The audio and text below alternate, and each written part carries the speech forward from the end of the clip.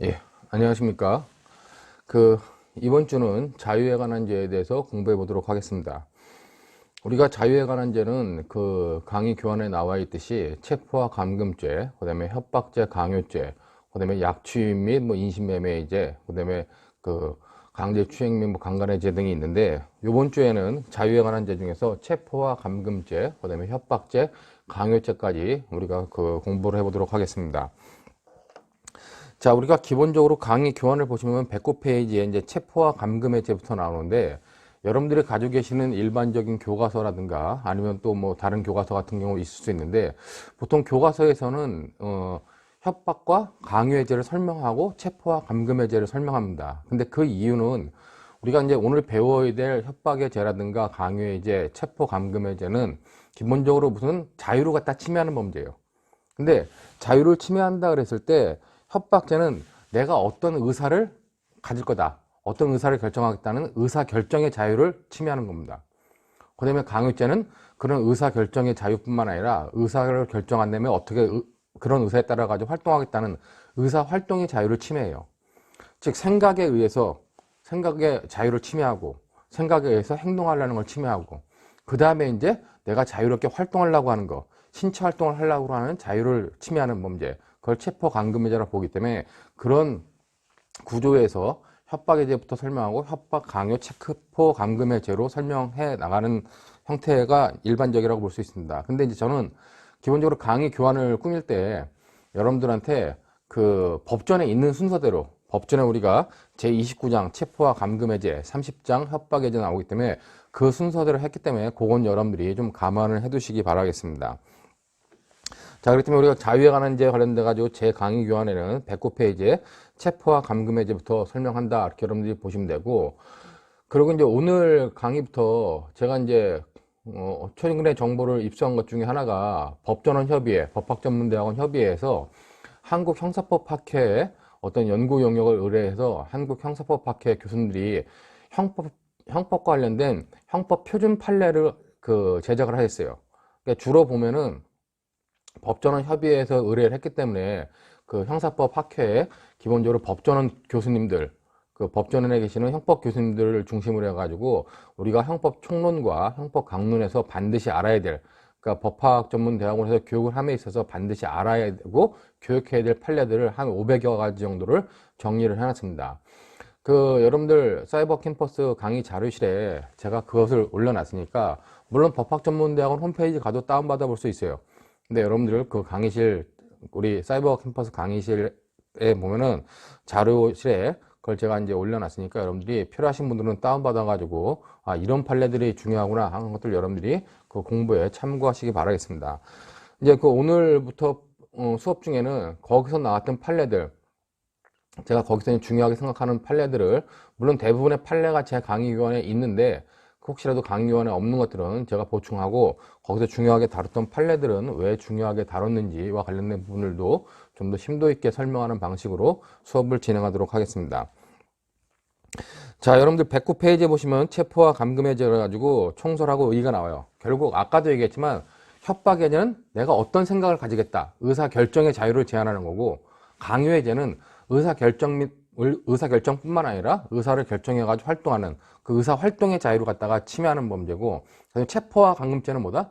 어떤 생각을 통해서 활동했을 때 내가 어떻게 신체 활동하겠다, 어떻게 움직이겠다 하는 그런 신체 활동을 제한하는 범죄다. 그렇기 때문에 신체 활동의 자유를 침해하는 범죄를 우리가 체포 감금죄라고 볼 수 있고, 그러므로 사람을 불법하게 체포 감금하여 사람의 신체 활동의 자유를 침해하는 범죄다, 그렇게 보시면 됩니다. 보호법익은 그럼 뭐겠어요? 보호법익은 신체 활동의 자유겠죠. 자, 근데 중요한 게 여기서 하나 중요하게 알아야 되는 게, 내가 이렇게 막 움직여, 이렇게 막 움직이는 활동의 자유가 있어. 이 움직이는 자유는 내가 현실적으로 움직이는 거, 현재. 근데 과연 이것만 보호하냐와 관련돼 가지고 이것만 보호하는 게 아니라, 내가 지금 여기서 강의를 하고 있지만은 강의 주간에는 못 나가겠죠. 그러나 갑자기 화장실 가고 싶어. 나갈 수 있어요. 갑자기 나가려고 그랬을 때 우리가 못 나가게 되면 그것도 신체 활동의 자유를 제한한다는 겁니다. 현실적으로 내가 나가진 않겠죠.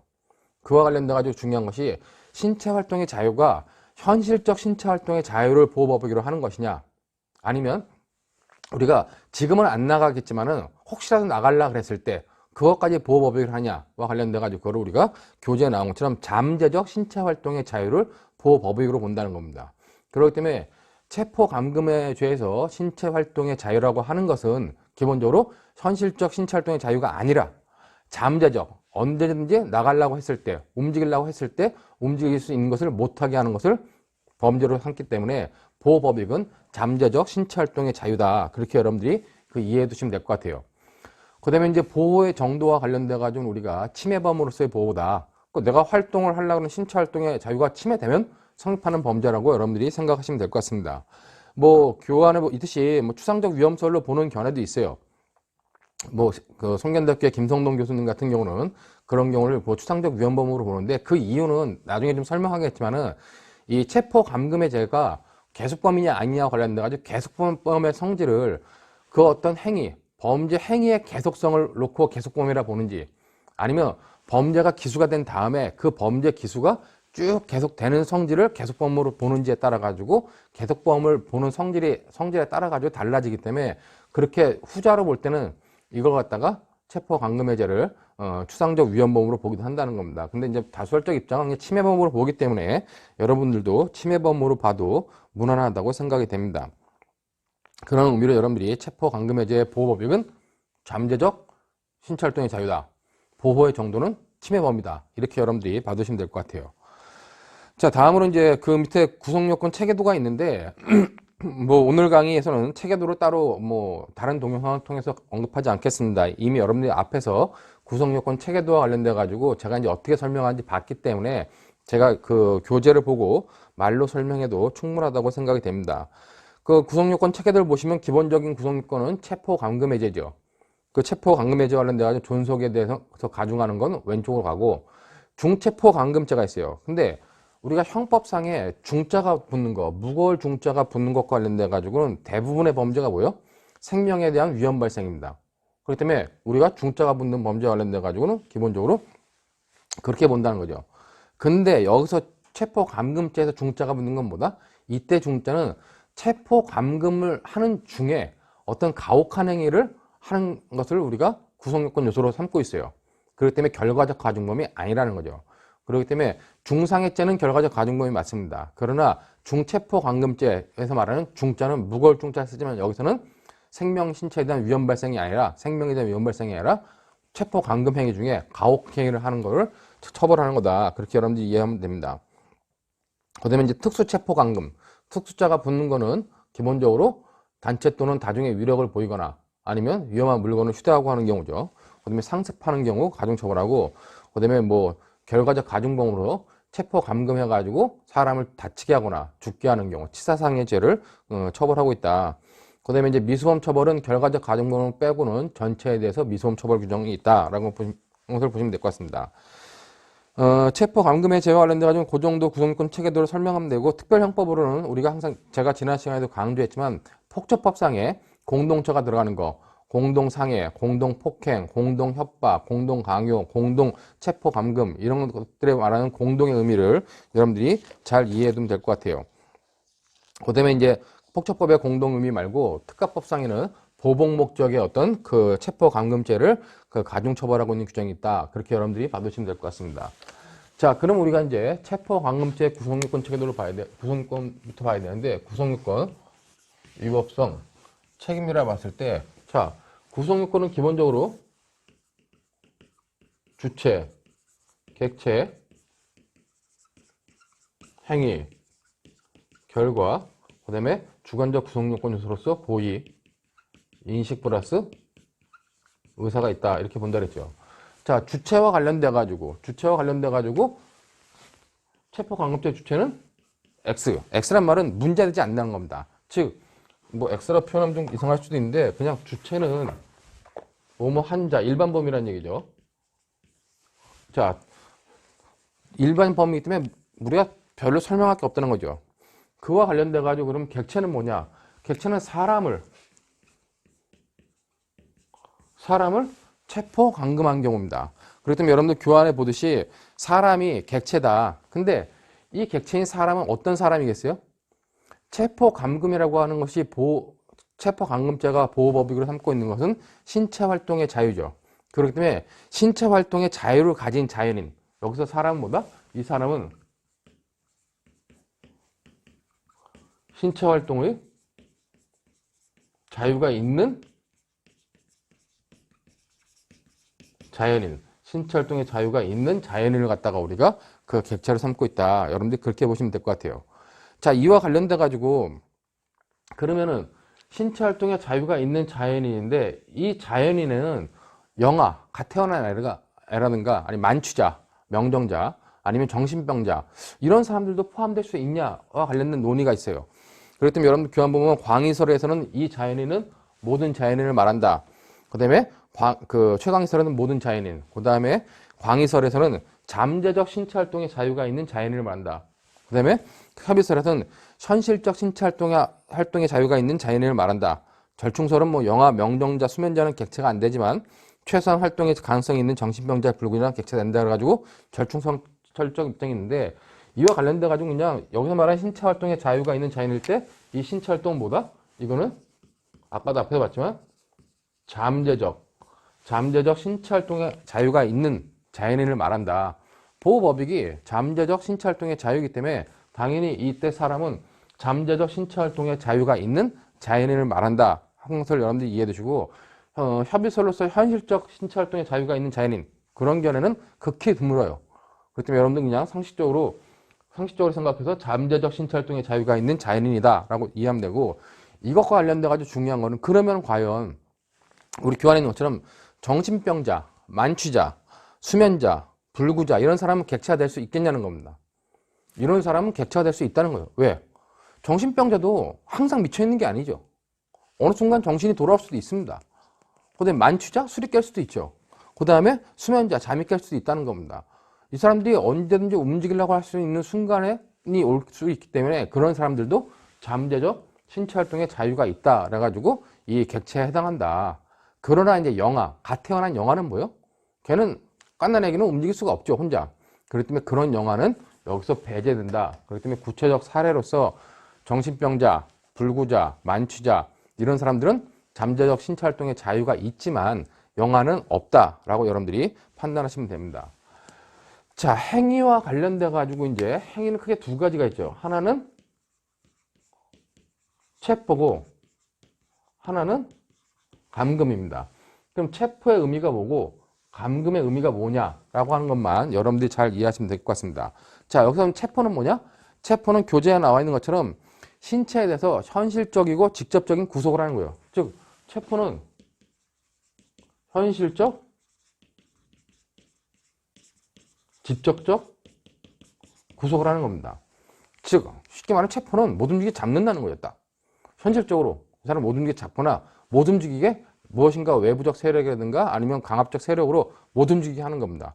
그걸 우리가 현실적, 직접적 구속이라고 그래요. 근데 현실적, 직접적 구속이 있으면 체포가 되느냐와 관련돼 가지고 이것만으로 부족하고 현실적, 직접적 구속 이외에 어느 정도 그것이 계속성을 갖춰야 된다라고 하는 것까지 여러분들이 이해해 두셔야 됩니다.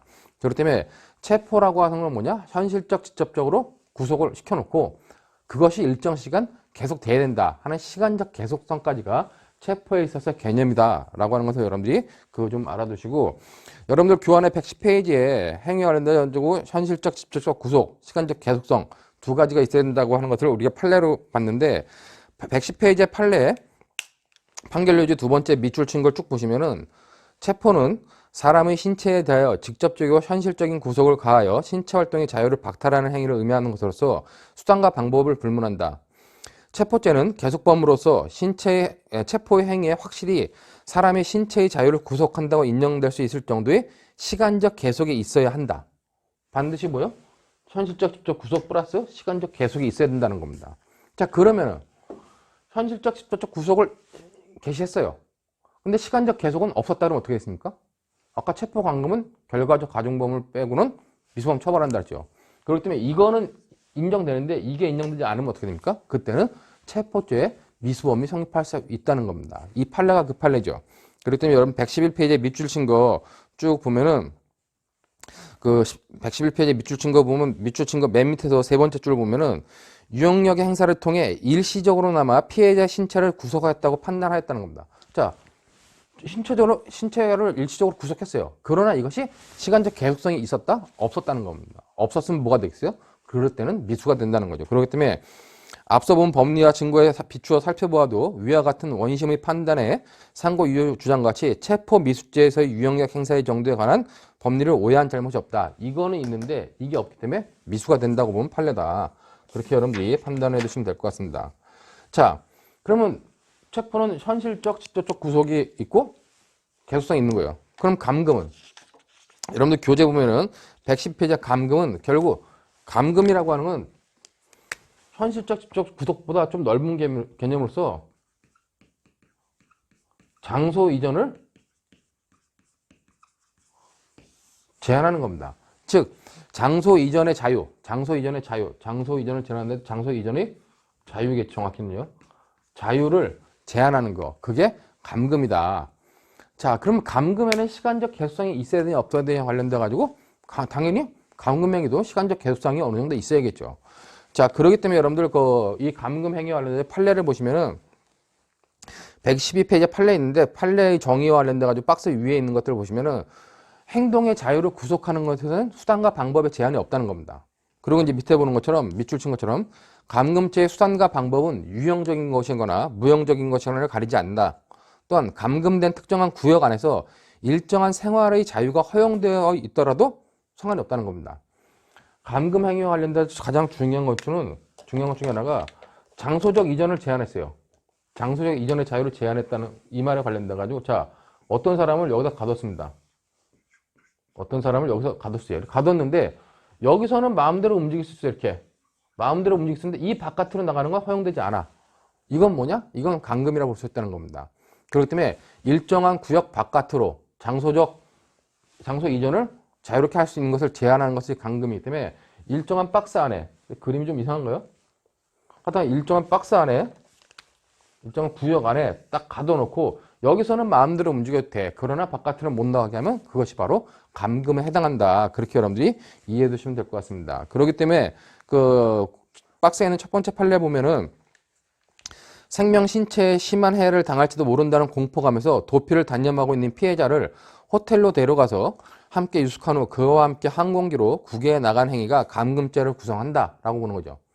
자, 어떤 사람한테 너 도망가면은 잡아다가 죽일 거야 얘기해놓고 도망가지 마. 못 도망가겠어요. 아까 감금에 있어서의 수단과 방법에 제한이 없다 그랬잖아요. 그 방법은 유형력이거나 무형력에 상관없다 그랬습니다. 못 도망가게 협박해놓고 그 사람이 도망가지 않는 것을 이용해가지고 나중에 데리고 외국으로 나왔다. 그러면 그것도 감금죄에 해당한다고 보는 겁니다. 자, 그 다음에 이제 여러분들 그 두 번째 판례 98년도 5월 26일에 선고난 98도 1036 판결이 있는데 이 판결은 아까 말한 형법 표준 판례에서 굉장히 중요하게 보는 판례입니다. 자, 근데 실제로 보면 이 형법 표준 판례에서 본 판례는 이 판결보다는 원래 2002도 102 판례인데 이 판례가 여러분들 교환에 있는 판례랑 같은 판례다 보시면 돼요. 그러니까 핵심적인 사항은 뭐냐 이겁니다. 이 안에서 자유롭게 움직이게 하는 것은 상관없지만 나가게 하는 걸 금지하면 그것은 감금이 된다. 그런 의미이기 때문에 여러분들 두 번째 판례 보시면은 판시상 첫 번째 미추친거에 감금죄의 수단과 방법 및 일정한 장소적 제약하에서 제한된 행동의 자유를 허용한 경우 감금죄가 성립하는데 문제가 없다는 거죠. 그렇기 때문에 밑에 밑줄친거에 재판조지의 밑줄친거에 보면 두 번째 밑줄 첫 번째 밑줄 말고 두 번째 밑줄 보면은 감금된 특정한 구역 범위 안에서 일정한 생활의 자유가 허용되어 있다고 하더라도 유형적이거나 무형적인 수단과 방법에 의하여 사람이 특정한 구역에서 벗어나는 것을 불가능하게 하거나 매우 곤란하게 한 이상 감금죄의 성립에는 아무런 지장이 없다 하는 의미이기 때문에 여러분들이 반드시 감금 관련돼 가지고 이 안에서 자유롭게 움직이더라도 감금죄 성립에는 문제가 없다라는 것을 이해해 두시고 요 판례 하나 2002도 102 판례도 여러분들이 같이 한번 참고하시기 바라겠습니다. 이 판례도 뭐 조직폭력배들이 일정한 구역 안에서 못 도망가게 해놨지만 감금죄가 성립한다고 본 판례예요. 그렇기 때문에 그 밑에 91년도 밑에 세 번째 판례도 역시 똑같은 겁니다. 경찰서 안에서 식사도 하고 사무실 안팎을 내왕해도 경찰서 바깥으로 나가지 못하도록 신체의 자유를 제한하는 유무형의 억압이 있었다면 감금행위에 해당한다. 경찰서에서 마음대로 돌아다녔어요. 그러나 경찰서 바깥으로 나가면 안 돼? 했다면 그것도 감금행위에 해당한다고 볼 수 있다는 겁니다. 그렇기 때문에 그런 의미로서 여러분들이 감금죄와 관련된 내용들을 보시고 그 113페이지에 나와 있는 판례 쭉 보시면 같이 연결되어 있는 판례인데 그 113페이지 가운데쯤 판례 가운데쯤 보면 굵은 글씨로 표시되어 있죠. 감금죄에 있어서 감금행위는 사람으로 하여금 일정한 장소 바깥으로 나가지 못하도록 하여 신체의 자유를 제한하는 행위를 가리키는 것이고 그 방법은 반드시 물리적, 유형적 장애를 사용하는 경우뿐만 아니라 심리적, 무형적 장애에 의한 경우도 포함되는 것이다.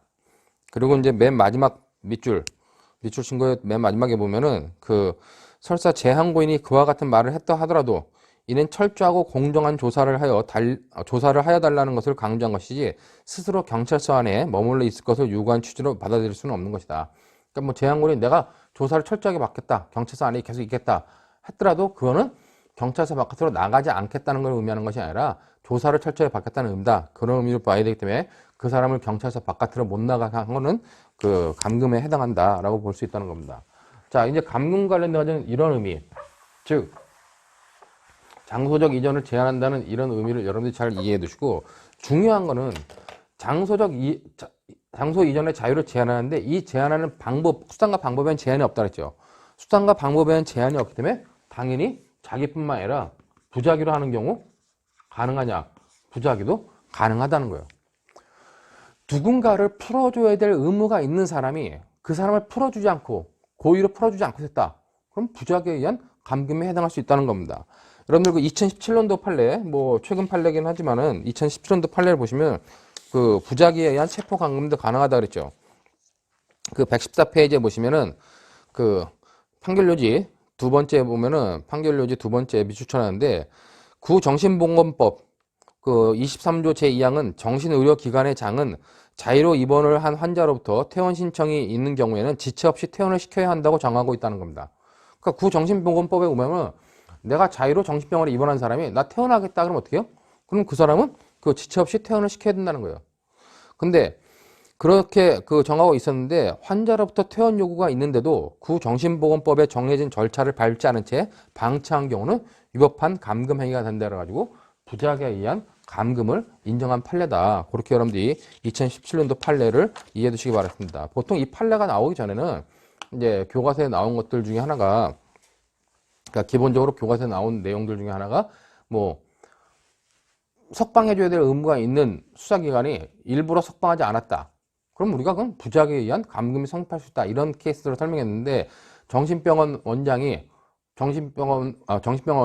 그 정신보건법에 의해서 석방의 절차, 풀어줘야 될 절차를 밟아야 됨에도 불구하고 밟지 않고 있었다면 그는 부작위에 의한 감금도 가능하다 본 거기 때문에 그런 내용으로 여러분들이 생각하시면 될 것 같습니다. 그러면 부작위에 의한 감금이 가능해요. 그럼 또 하나 문제 되는 게 그럼 간접정범에 의해서 가능하겠냐? 가능하다는 겁니다. 자, 이것은 굉장히 중요한 판례죠. 여러분들 교환에도 있듯이 그 114페이지에 간접정범의 형태로도 체포 감금이 가능하다 그랬어요.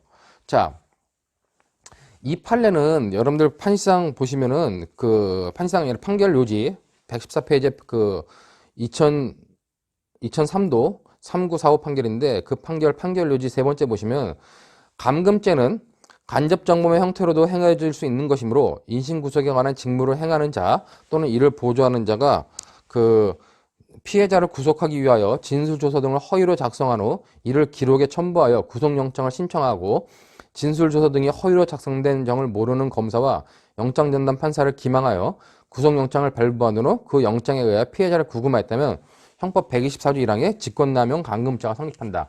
간접정범 형태로 가능하다는 거죠.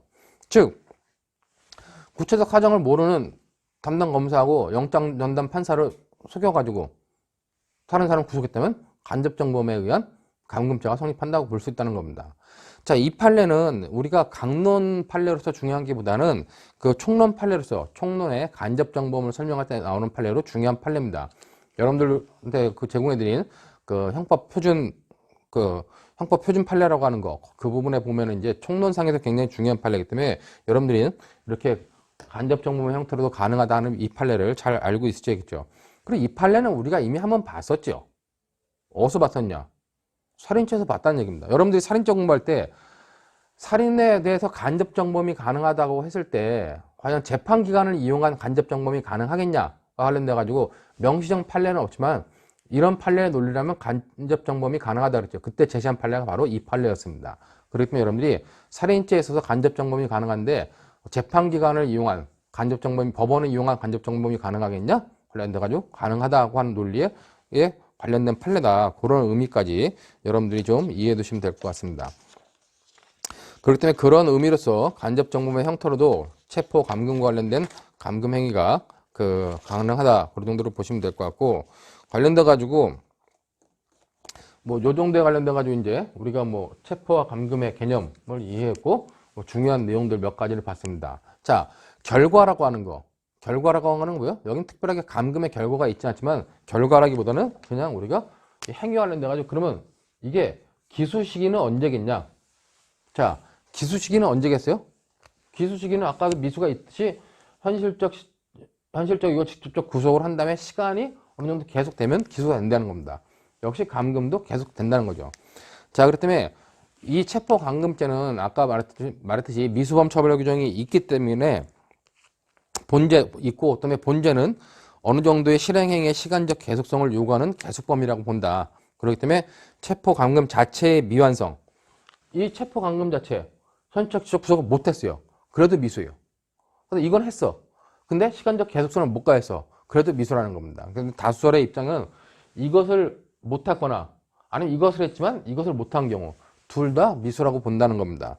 그렇기 때문에 그때 미수가 된다. 그렇게 여러분들이 이해해 두시면 되고, 관련돼 가지고 아까 봤던 것처럼 추상적 위헌범으로 보는 견해, 그러니까 체포 감금을 추상적 위헌범으로 보는 견해들은 계속범이라고 하는 것은 이런 행위의 계속성을 말하는 것이 아니라 이 행위가 끝난 다음에 범죄가 기수가 된 다음에 기수 이후에 그런 상태가 계속되는 거, 그걸 우리가 계속범으로 봐야 된다라고 보는 견해가 있다는 겁니다. 뭐 김동동 교수님의 견해인데 그런 경우 자체는 뭐다? 그런 경우 자체는 그 첫 번째 줄에 나와 있는 것처럼 계속범의 특징은 실행행위에 시간적 계속성이 있는 것이 아니다. 즉 기수 이에도 범죄 실행행위가 계속되는 데 있다라고 하는 견해 해놓고 김동동 해놨는데 그것은 추상적 위험설의 입장입니다. 추상적 위험설을 취하겠죠. 그런 경우에. 그러니까 그런 경우에 관련돼 가지고 뭐다? 체포 감금 자체의 미완성. 이 자체의 미완성만, 체포 감금 자체의 미완성만 미수이지 이거는 미수 여부하고 계속성은 미수 여부와 상관이 없다. 이렇게 볼 수 있다는 겁니다. 그렇기 때문에 뭐 그렇게 보는 견해도 있지만 기본적으로는 우리가 침해범으로 보는, 즉 기수 시기는 보호법익에 대한 현실적 침해가 있는 침해범으로 보는 것이 뭐 바람직하다 하기 때문에 여러분들이 그냥 다수설적 입장에서 이해해도 무난하리라고 봅니다. 자, 중요한 건 그럼 여기서 우리가 기수가 이렇게 된다는데 그러면 이 사람, 체포 감금 당하는 이 사람은 자기가 체포 감금 되는 것을 알아야 될 필요가 있을까요? 즉 행위의 객체가 자기가 체포됐다 아니면 감금됐다는 걸 인식해야 되냐와 관련돼 가지고 여러 가지 견해가 있지만은 우리가 보호법익을 잠재적 신체활동의 자유로 보고 있기 때문에 그와 관련돼 가지고 행위의 객체는 인식할 필요가 없다. 이렇게 여러분들이 정리하면 됩니다. 그렇기 때문에 이제 교환해 보면은 뭐 이와 관련하여 피해자가 감금당한 사실을 알고 있어야 되는가 하는가를 문제가 생기는데 기본적으로 다수설은 뭐다? 객관적으로 잠재적 행동의 자유가 침해된 사실만 있으면 되지 그 행위 객체가 인식할 필요까지는 없다라고 하는 정도로 보시면 된다는 겁니다. 그 다음에 관련돼 가지고 뭐 피해자의 인식이 있어야 기소라는 견해도 있는데 이거는 뭐 필요 없고, 두 번째 줄에 잠재적인 활동의 자유를 보호하기 위하여 피해자의 인식과 관계없이 기소라는 견해가 있습니다. 자, 그러나 다수설은 뭐다? 객관적으로 잠재적 행동의 자유가 침해된 사실만 있으면 되지 행위자의 인식은 요구하지 않는다라고 하는 의미로 보시면 되고, 그 다음에 이제 관련돼 가지고 아까 처음에 보호범익 문제를 설명하면서 잠재적 신체활동의 자유다 이렇게 했는데 결국 여기에 포함될 수 있는 사람이 뭐다? 정신병자도 이 객체에 포함될 수 있다는 겁니다. 판례는 이거를 객체 문제를 보고 있죠. 그렇기 때문에 정신병자도 감금죄의 객체가 될 수 있다라고 하여 이를 객체의 문제를 보고 있는 판례 2002도 431호 판결인데 이 판결도 형법 표준 판례로서 나온 거니까 굉장히 중요한 판례를 생각하고 여러분들이 잘 기억해 놓기 바라겠습니다.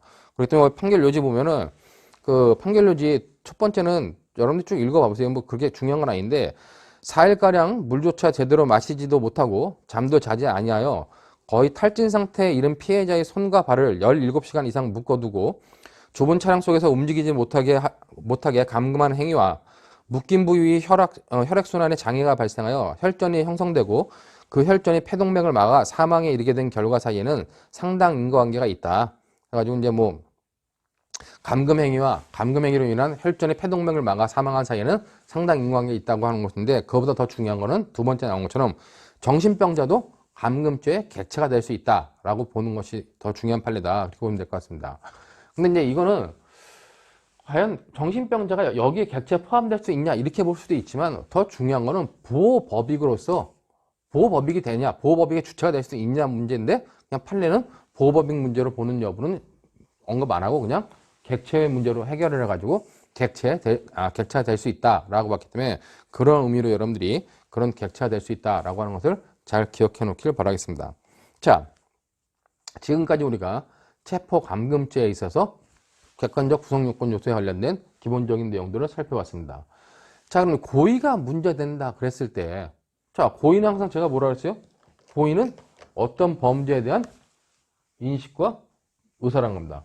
여기서 인식은 뭐라 그랬죠?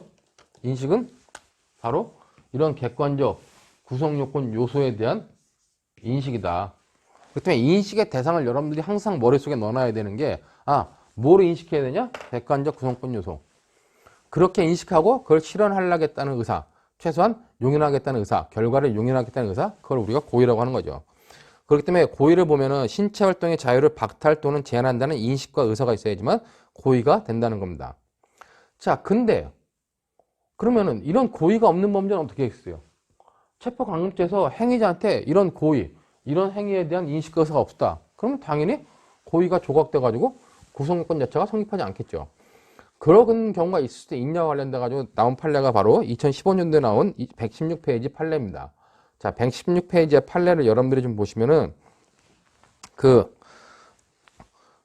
판시상 두 번째 보시면은 판시상의 두 번째 정신의학과 전문의인 피고인 갑과 을이 각각 피해자의 아들 피고인 병 등과 공동하여 피해자를 응급 이송 차량에 강제로 태워 병원으로 데려가 입원시켰다 하여 폭력행위 등 처벌에 관한 법률 위반 공동감금으로 기소된 사안에서 피고인 갑을에게 감금의 고의가 있었다거나 이들의 행위가 형법상 감금에 해당한다고 단정하기 어렵다 본 사례예요. 자, 이게 무슨 말이냐? 정신과 전문의인 갑과 을이 있었어요. 갑과 을이 있었고 어떤 사람을 정신병원에 강제로 입원시켰습니다. 근데 이 사람의 아들이 있었어요. 이 사람은 이제 병이에요. 근데 강제로 입원시켰는데 이때 갑과 을, 정신병원 의사, 정신과 의사였던 갑과 을한테 과연 이 사람을, 피해자를 감금한다는 인식과 의사가 있었겠냐는 겁니다. 자, 그렇기 때문에 관련돼가지고 판결료지 이제 두 번째 판결료지 밑줄을 쭉 쳐놨는데 정신건강의학과 전문의인 피고인 갑과 을이 각각 피해자의 아들 병과 공동하여 피해자를 응급 이송 차량에 강제로 태워 병원으로 데려가 입원시켰다고 하여 뭐 공동감금으로 기소된 사안에서 망상장애와 같은 정신질환의 경우 진단적 조사 또는 정확한 진단을 위해 지속적인 관찰이나 특수한 검사가 필요한 때에도 환자의 입원이 고려될 수 있고 피고인 갑을은 보호 의무자인 피고인 병의 진술뿐만 아니라 피해자를 직접 대면하여 진찰한 결과를 토대로 피해자에게 피해 사고나 망상장애의 의심이 있다고 판단하여 입원이 필요하다는 진단을 한 것이다. 정신병원 의사들이 보호자가 이 사람이 피해망상이라든가 정신적 문제가 있으니까 강제 입원시켜야 됩니다. 그랬더니 정신과 의사들이 진단을 한 거예요. 이 사람은 피해망상이라든가 망상적 사고가 있구나. 그래서 진단을 하고 나서 이제 입원시켰다는 겁니다. 그럼 입원시킨 건데 117페이지 위에 보시면 맨 위에 진단 과정에서 정신건강의학과 전문의로서 최선의 주의를 다하지 아니하거나 신중히 못했던 점이 일부 있더라 하더라도 피해자를 정확히 진단하여 치료할 의사로 입원시켰다고 볼 여지 또한 충분하고 피고인 갑을에게 감금죄의 고의가 있었다거나 이들의 행위가 형법상 감금행위에 해당한다고 단정하기 어렵다는 겁니다. 피고인 갑을 뭐요? 정신병원 의사, 정신과 의사 갑을은 뭐다? 이 정신병자를 입원시키려고 이 사람을 강제로 입원시킨 거지 어떤 감금의 고의를 인정할 수 없다는 겁니다. 그런 의미로 여러분들이 이 고의가 없으면 모든 범죄는 성립하지 않는다라고 여러분들이 그 정도로 생각을 해두시면 될 것 같습니다. 자, 이 정도로 해가지고 우리가 체포감금죄 구성요건을 봤어요. 자, 그러면 이제 위법성 관련돼 가지고 과연 여기에 해당하는 행위들, 이런 구성요건에 해당하는 행위들은 당연히 뭐라 했어요? 당연히 위법하다 그랬죠. 제가 총론 설명할 때, 총론 전반적인 설명할 때 구성요건에 해당하면 당연히 위법한 겁니다. 그러면 이제 위법성 관련돼 가지고는 과연 위법성을 조각시킬 수 있는 사유들이 있겠느냐와 관련된 것들을 살펴봐야겠죠. 그렇기 때문에 여기와 관련돼 가지고는 일반적인 위법성 조각 사유, 뭐 정당방위, 금기불안, 자구행위, 피해자 승낙, 사회상규에 위반되지 않는 행위인지 여부들을 여러분들이 쭉 살펴봐야 된다는 겁니다. 위법성 조각 관련돼 가지고 117페이지에 보시면 수사기관의 영장에 의한 피의자를 체포 감금하는 행위. 이건 무슨 행위겠어요? 법령에 의한 행위로서 정당행위가 되겠죠. 현행범 체포에 대한 행위. 역시 형사성법상 법령에 의한 행위입니다. 친권자의 징계로 평가되는 감금행위. 친권자가 자기 자녀를 감금했습니다. 감금죄 구성요건에 해당할 수 있다는 거예요. 근데 그 감금이 친권자가 가질 수 있는 징계권으로서의 성질로 포함하고 있다. 그럼 어떡합니까? 그때는 위법성이 조각된다고 보는 거죠. 즉, 제가 위법성 조각 사유를 이렇게 큰 틀로 볼 수 있다 그랬죠. 여기에 보면 21조, 22조, 23조, 그 다음에 24조가 있고 법령에 의한 행위, 그 다음에 업무로 인한 행위가 있다 그랬어요. 예. 그러면 사회상규에 반하지 않는 행위가 이 큰 틀이라 그랬죠. 그렇기 때문에 이 큰 틀과 관련돼 가지고 이런 행위에 해당하지 않더라도 이런 행위에 해당하면 우리가 뭐다? 사회상규에 반하지 않는다면 위법성을 조각시킬 수 있다는 겁니다. 부모가 자식을 징계할 수 있는 권한, 그런 거는 어디 법에도 없어요. 그러나 우리가 사회상규로 볼 때 한 사회가 역사적으로 지켜온 가치 있는 행위라면 지금의 법질서에 반하더라도 위법성에 조각되는 것으로 범죄를 보지 말자 하는 것이 사회상규라는 의미 있죠. 그렇기 때문에 사회상규의 의미를 여러분들 잘 기억해 놓을 때 사회상규는 뭐다? 사회상규는 한 사회가 역사적으로 지켜온 가치 있는 행위는 지금의 법질서에 반하더라도 위법성을 조각하는 사유로 보자. 그게 사회상규의 의미예요.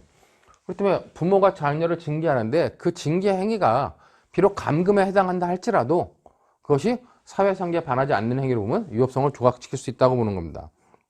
근데 부모의 감금 행위가 여기에 해당하지 않고 이렇게 보면 어떻게 돼요? 그때는 위법성 조각 사유 인정되지 않고 바로 그냥 감금죄로 인정되겠죠. 그 다음에 이제 또 하나 있는 것이 경찰관 직무집행법에 의한 만취자의 보호실 유치행위. 경찰관 직무집행법에 의하면 만취자를 보호실에 유치할 수 있는데 그런 것들도 우리가 그 위법성 조각 사유로 볼 수 있다는 겁니다. 자, 그와 관련돼 가지고 이제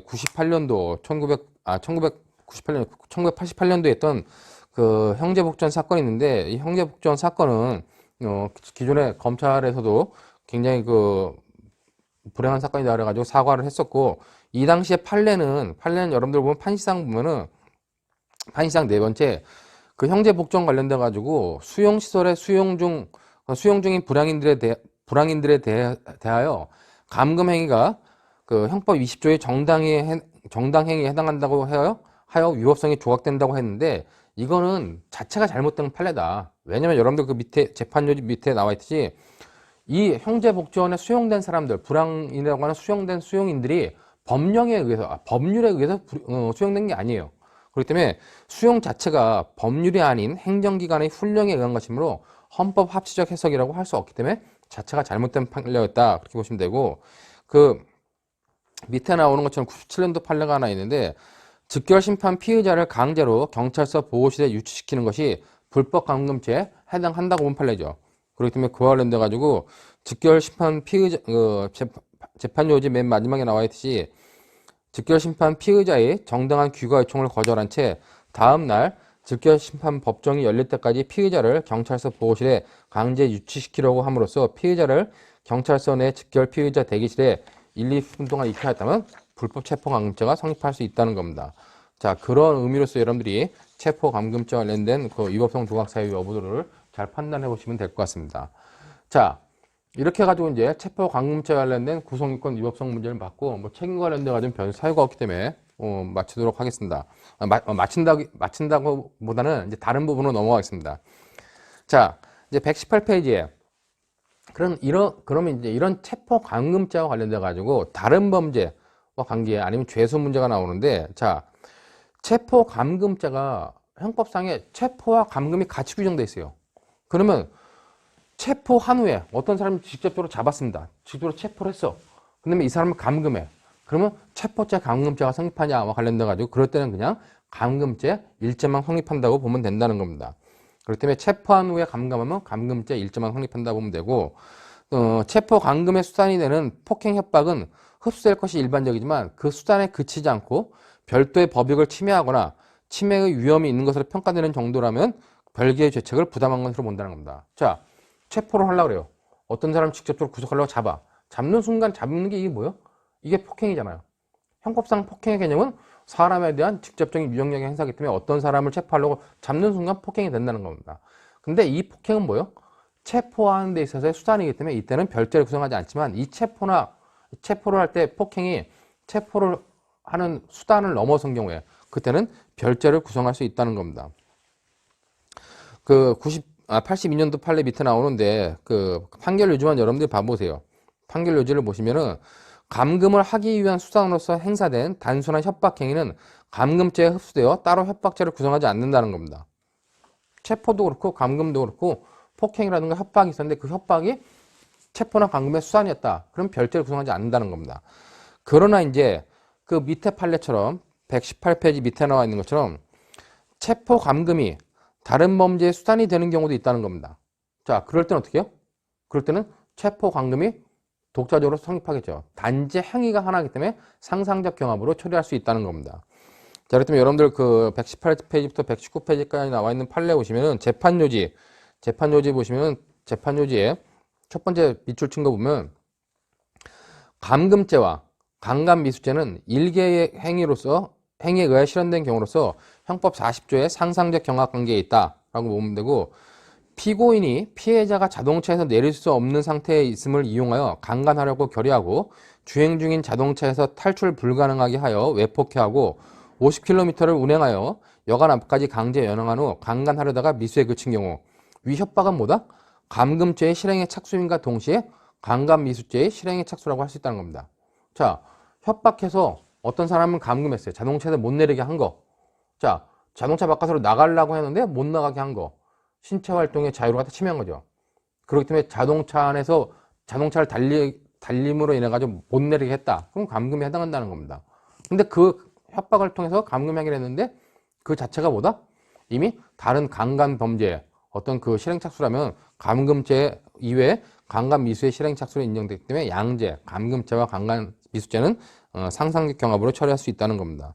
그런 의미로 여러분들이 보시면 되고, 지금 이 판례와 비교되는 판례가 이제 120페이지에 나오는데, 120페이지 보시면은 피해자가 재판 요지 두 번째 보면 피해자가 피고인에 의하여 강제로 자동차에 태워주고 피해자의 하차 요청을 묵살한 채 하차할 수 없는 상태로 운행이 강행되었다면 그 운행자가 피고인이 아닌 피고인의 친구였다 하더라도 그 감금 행위에는 피고인이 그 운행자와 암묵적으로 의사연락하여 범행에 공동 가공한 것으로 볼 바 아니다 그랬습니다. 자, 어떤 사람을 감금했어요. 자동차에서 못 내리게 해서 감금했습니다. 근데 이거를 이 강간범이 한 게 아니라 강간범의 친구가 한 거죠. 이 강간범의 친구가 있는데 강간범과 강간범의 친구는 뭐다? 공범관계에 있기 때문에 여기서는 이제 독자적 범죄를 볼 수 있다. 그런 의미로 여러분들이 이해해 두시면 될 것 같습니다. 자, 이 죄수 및 타자의 관계는 이런 판례들을 간략하게 보시고 진짜 중요한 판례는 뭐냐? 120페이지에 나와 있는 그 2002도 4380 판결입니다. 자, 2002도 4380 그 판결은 아까 말한 형법 표준 판례에 나와 있는 판례이기 때문에 여러분들이 좀 잘 봐두셔야 돼요. 판례상 보면은 감금 행위가 강도 상해 범행의 수단에 그치지 아니하고 강도 상해의 범행이 끝난 후에도 계속된 경우, 그때는 감금죄와 강도 상해죄의 죄수 관련돼 가지고 이때는 실체적 경합이 된다는 겁니다. 자, 이게 무슨 말이냐? 이 사람들이 자, 피해자 A를 처음에 감금했어요. 감금하고 그 다음에 뭘 했습니까? 강도까지 했어요. 강도라고 끝냈으면 감금은 강도의 수단이기 때문에 우리가 뭐 그냥 넘어갈 수 있다 보는데 실제로 뭐다? 이 감금 행위가 강도 행위 이후에도 쭉 여기까지 계속됐다는 겁니다. 이 감금 행위가. 강도는 여기서 끝나는데 그때는 뭐다? 그때는 강도는 강도를 성공하고 감금은 쭉 성립했기 때문에 하나의 행위로 볼 수 없고 이거는 상경도 아니고 뭐다? 이때는 그냥 실체적 경합으로 처리할 수밖에 없다는 겁니다. 재판 요지 보시면은 아까 말한 것처럼 감금 행위가 단순히 강도 상해 범행의 수단이 되는데 그치지 아니하고 강도 상해의 범행이 끝난 뒤에도 계속된 경우 이때는 뭐예요? 자, 감금 행위가 강도 상해 수단이 됐어요.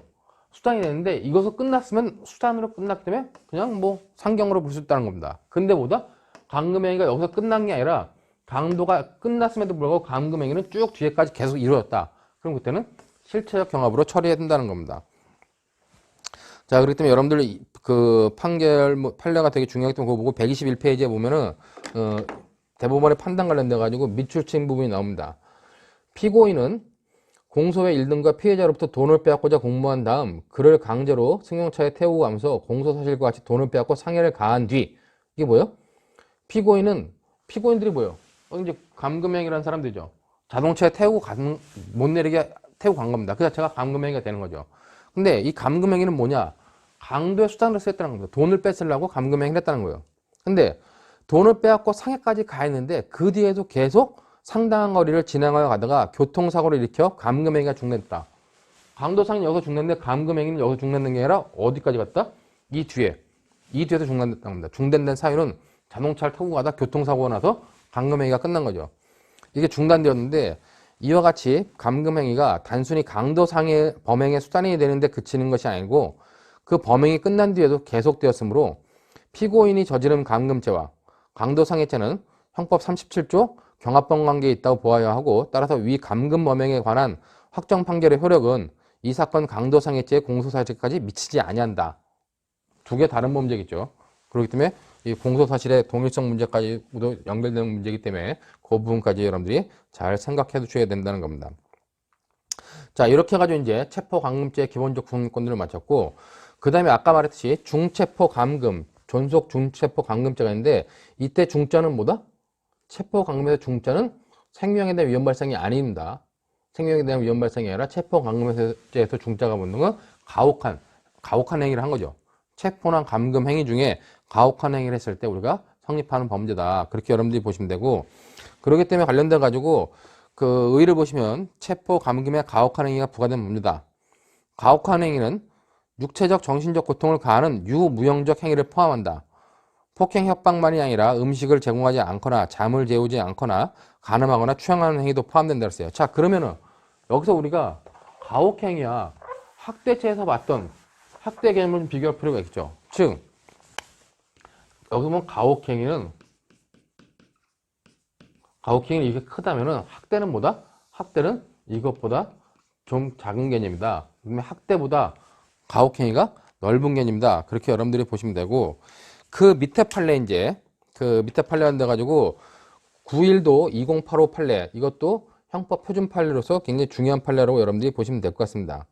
그렇기 때문에 여러분들 거기 보면은 재판요지 3번을 보시면은 피고인이 아파트 안방에서 안방문에 못질을 하여 동거하던 피해자가 술집에 나갈 수 없게 감금하고 피해자를 때리고 옷을 벗기는 등 가혹한 행위를 하여 피해자가 이를 피하기 위하여 창문을 통해 바깥으로 뛰어내리려 하자 피고인이 이를 제지한 후 피고인이 거실로 나오는 사이에 갑자기 그 안방 창문을 통하여 알몸으로 아파트 아래 잔디밭에 뛰어내리다가 다발성 실질 장기 파열상 등을 입고 사망한 경우 피고인의 중감금 행위와 피해자의 사망 사이에는 인과관계가 있어 피고인은 중감금 치사죄의 죄책을 진다라고 본 판례입니다.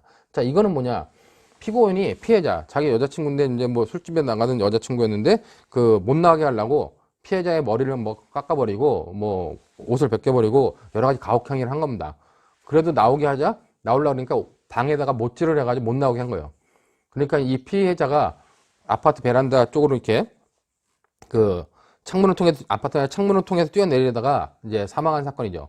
이미 감금을 했고 감금 행위 중에 가혹행위를 했기 때문에 중감금죄는 성립합니다. 근데 이 중간금죄와 사망 사이의 인과관계나 예견 가능성이 있냐? 그것이 있을 때 결과적 가중범위 되는데, 판례는 제가 저번에 잠깐 얘기했었지만, 결과적 가중범위에 대해서 얘기했지만, 보통 범죄 행위를 피하려고 도망가다가 어떤 결과가 발생한 것에 대해서는 전부 다 인과관계와 예견 가능성이 인정된다 그랬죠. 그렇기 때문에 이 경우에도 우리가 중간금 치사죄의 죄책이 인정된다라고 하는 판례이기 때문에 그런 의미로서 여러분들이 잘 봐두시기 바라겠습니다. 다음으로 체포감금 치사상죄가 있는데, 체포감금 치사상죄와 관련돼 가지고는 실제로 보면은 여러분들이 122페이지 122페이지에 보시면은 그 가운데 판례 2002도 432로 판결인데, 이건 아까 우리가 교환 116페이지에 나왔던 것과 동일한 판례죠. 정신병자도 감금죄 객체가 될 수 있다 그랬습니다. 그 판례고, 그 밑에 나와 있는 판례 8.2도 2024 판결이 나오는데, 자, 8.2도 2024 판결은 사람을 감금해놨어요. 감금해놨는데, 이 사람이 감금해놨는데 감금 행위 중에 사망을 했습니다. 그럼 감금치사죄 아니냐라고 볼 수 있다는 거죠. 근데 감금을 해갔는데 이 사람이 죽어가는 것 같아. 근데 에이, 죽어도 상관없다, 죽어도 어쩔 수 없다 생각하면 어떻게 해요? 그때 미필적 고의가, 살인에 대한 미필적 고의가 생기겠죠. 그렇기 때문에 그때는 감금치사죄가 아니라 뭐가 됩니까? 부작위에 의한, 구해줘야 되는데 구할 의무가 있음에도 불구하고 구하지 않았다면 미필적 고의도 인정되는 부작위에 의한 살인죄가 성립된다고 보면 판례입니다. 실제로 122페이지부터 123페이지까지 나와 있는 이 판례는 뭐냐? 이 판례는 실제로 보면 학원가에서는 이게 무슨 유교사 사건이라 하나, 무슨 주교사 사건이라고 하는지 해가지고 그 교사의 이름을 따가지고 이렇게 얘기를 하는데, 실제로 이 판례는 뭐냐면 승계적 공동정범에 있어서의 책임 범위가 어떻게 되냐 하는 판례로서 더 중요한 판례입니다. 그렇기 때문에 그 총론의 어떤 쟁점에서 우리가 공동정범 볼 때 승계적 공동정범의 책임 범위와 관련돼 가지고 더 중요한 판례이기 때문에 승계적 공동정범의 책임 범위를 볼 때 여러분들이 반드시 봐야 될 판례고, 감금치사죄하고는 구별을 해야 된다라고 보기 때문에 여기다 좀 넣는 거니까 그것들을 여러분들이 좀 구별해서 생각하시기 바라겠습니다. 잠깐 얘기하면 승계적 공동정범일 때 후행자의 책임 범위는 어디예요? 승계적 공동정범에서 후행자의 책임 범위는 우리가 어디까지라고 봅니까? 일반적으로 가담한 이후만 책임이라고 보는 겁니다. 즉 일반적으로, 자, 떨어지니까 소리가 심한데, 이게 A라는 사람이 범행을 했어요. 근데 B라는 사람은 여기부터 가담해가지고 이렇게 범행을 했습니다. 자, 그랬을 때 B의 가담한 이 B의 책임 범위는 어디냐? 일반적으로 이 가담한 범위에 여기가 책임 범위라고 보는 것이 일반입니다. 근데 이거는 어떤 범죄에서? 포괄 일죄와 관련된 사건에서는 이렇게 본다는 거죠. 그렇기 때문에 그 대표적인 판례가 연속된 실옥봉 제조 사건이라는 겁니다. 자, 근데 이것이 포괄 일죄가 아니라 이게 만약에 결합범이다. 그럼 뭐요? 이 앞에 행위는 뭐였습니까? 죽여서 간 사건은 약취유인이죠. 유기했다는 겁니다. 그러고 나서 이 뒤에 행위는 뭐다? 이 뒤에 행위는 우리가 약취유인해가지고 요구를 했다는 거예요. 그 요구를 한 건데, 그 요구했다는 건 뭐냐? 돈을 요구했다는 겁니다. 근데 이 전체는 뭐다? 이 전체는 우리가 형법상의 약취유인죄와 그 다음에 돈을 요구한 것에 대한 죄책이 아니라 특가법상의 범죄로 결합범으로 성립한다는 겁니다. 판례가 이렇게 결합범일 땐 뭐다? 이 전체 요거에 대해서만 책임지는 게 아니라 전체에 있어서 우리가 방조범의 책임을 진다라고 봤기 때문에 이 판례가 굉장히 의미가 있는 판례다. 그렇기 때문에 여러분들이 승계적 공동정범의 책임 범위를 포괄일죄처럼 가담한 후에만 책임지는 것이 아니라 전체에 대해서 책임을 지는 경우도 있다. 근데 전체 책임을 판례는 방조범으로 봤다 하는 거기 때문에 여러분들이 123페이지에 나와 있는 재판요지, 이제 이 부분은 제가 이제 우리 감금치사죄와 관련됐기 때문에 밑줄을 재판요지에서는 밑줄을 1번, 2번에만 쳐놨는데, 진짜 중요한 부분은 123페이지에 나와 있는 재판요지 세 번째다. 그렇기 때문에 세 번째 관련된 내용은 총론적 쟁점이기 때문에 그 부분까지 여러분들이 잘 생각해 주시기 바라겠습니다. 자, 그러면 이제 우리가 지금까지 해가지고 체포와 감금에 관한 죄를 마쳤습니다. 이 정도로 하고 잠시 쉬었다가 다시 협박에 관한 죄부터 보도록 하겠습니다.